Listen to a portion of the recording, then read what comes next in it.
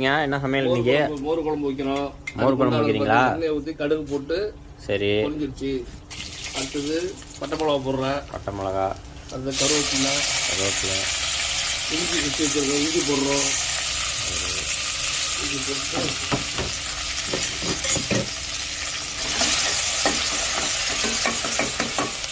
ரொம்ப சிம்பிள் மோர் குழம்பு வைக்கிறது. இஞ்சி வதங்கணும்னா கொஞ்சோண்டு வெங்காயம், தக்காளி, ஒரு வெங்காயம் ஒரு தக்காளி, அவ்வளோதான். திடீர்னு அர்ஜென்ட்டுக்கு மோர் குழம்பு வைக்கணும். இதுதான்ப்பா. இதெல்லாம் வதங்க விட்டுட்டு இது ஒரு மோர் குழம்பு, ஹோட்டல் மோர் குழம்பு வைக்கிற மாதிரினா எப்படின்னா, இது என்னது, ஒரு தேங்காய் அரைச்சிருக்கோம். எப்படின்னா ஜீரகம், பச்சை மிளகா, தேங்காய் மூணுத்தையும் தண்ணி விழுது மாதிரி அரைச்சி வச்சுக்கணும். சரி, அவ்வளோதான். அரைச்சி வச்சுக்கிட்டு இது வதங்கணும்னா இதில் ஊற்றிட்டு கிளைமேக்ஸில் மோரை ஊற்றுவோம்.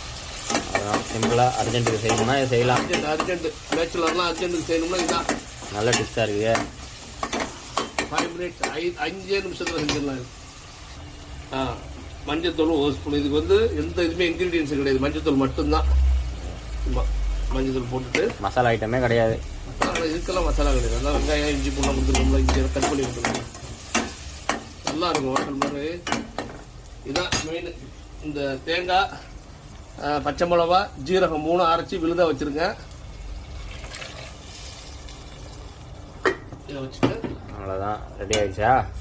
இது வந்து இல்லை, இது கொஞ்சம் இதுக்கு வந்து போகட்டும்.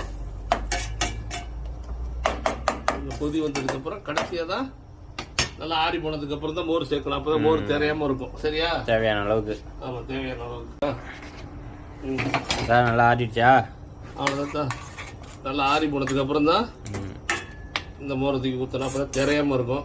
இது நல்லா மிக்சியில் ஒரு ஓட்டு ஓட்டியிருக்கோம். இங்கே எல்லாம் கொய்த்தில் கிடைக்கிற தயிர் பத்தாததுக்கு